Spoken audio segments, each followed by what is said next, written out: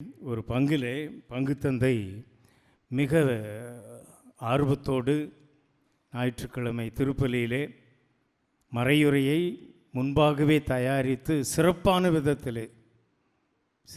விதத்திலே மறையுரை ஆற்றி கொண்டிருந்தார். எல்லோரும் மிகவும் கவனத்தோடு கேட்டுக்கொண்டிருந்தார்கள். ஆனால் ஒருவர் மட்டும் தூங்கி கொண்டிருந்தார். பங்குத்தந்தைக்கு பயங்கரமான டென்ஷன், ப்ரெஷர்.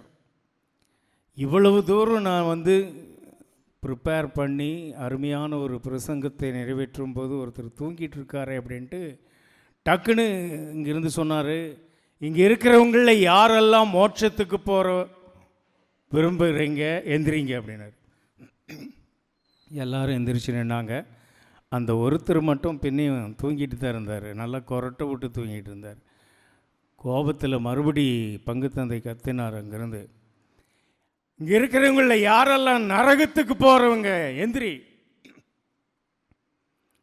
ஏதோ கோயிலுக்குள்ளே ஏதோ பிரச்சனையாட்டு இருக்குது, கலாட்டாவாட்டு இருக்குன்னு டக்குன்னு இவர் எந்திரிச்சு நின்ட்டார்.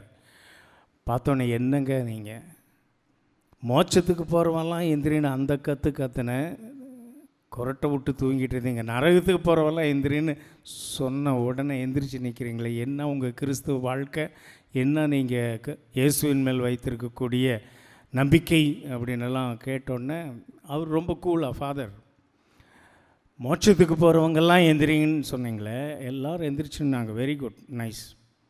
நரகத்துக்கு போகிறவங்கெல்லாம் எந்திரிங்கன்னு நீங்கள் சொன்னபோது ஒரு ஆள் எந்திரிச்சாங்களா? ஒருத்தர் எந்திரிக்கலை. நீங்கள் மட்டும்தான் நின்றுட்டு இருந்தீங்க. அடாடாடா, பங்குசாமியார் தனியாக போகிறாரே, ஒரு துணைக்கு போயிட்டு வரலாமேன்னு தான் எந்திரிச்சேன்.